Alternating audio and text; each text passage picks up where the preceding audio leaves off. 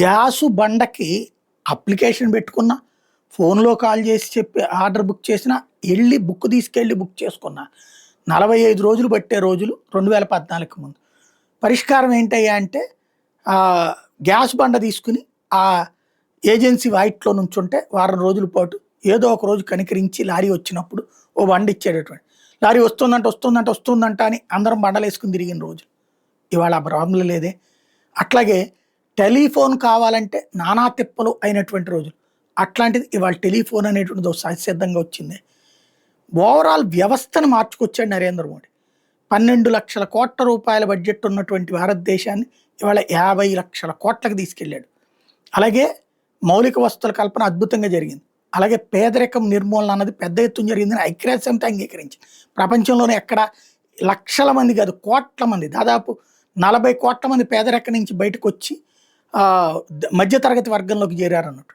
ఇంత మార్పులు జరుగుతుంటే నరేంద్ర మోడీ మీద దారుణమైన వ్యాఖ్యలు చేసే వాళ్ళకి ఏదైతే అదానిని చూపెట్టినో, అంబానీని చూపెట్టినో, లేకపోతే ఇంకోటో ఇదంతా విసుగు చెందిన ఓ బీజేపీకి సంబంధించినటువంటి కార్యకర్త రైట్ చేసిన సెటైర్ ఇప్పుడు దేశమంతా వైరల్ అవుతుంది. మొదటి ప్రశ్న, భారతదేశంలో పేదరికం ఎప్పుడు వచ్చింది? సమాధానం 26 మే 2014లో వచ్చింది.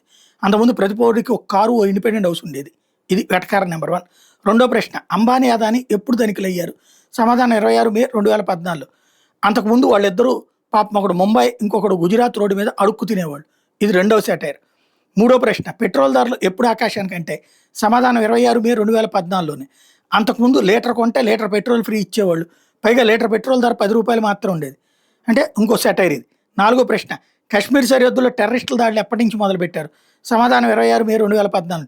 అంతవరకు చాలా సంతోషంగా ఉండేది. మన కశ్మీర్ సరిహద్దు మన జవాన్లు ఏమీ అనేవాళ్ళు కాదు. పైగా కలిసి చాయ్ బిర్యానీ మందు తాగేవాళ్ళు అనేది ఇంకో సెటైర్. ఇకపోతే ఐదో ప్రశ్న, మన దేశానికి అప్పులు ఎప్పటి నుంచి అయ్యాయి? సమాధానం 26 మే 2014 నుంచినే. దీనికి కూడా ఇది వెటకారంలోకి వెళ్ళా అతిపెద్దదైనటువంటి వెటకారం అనమాట.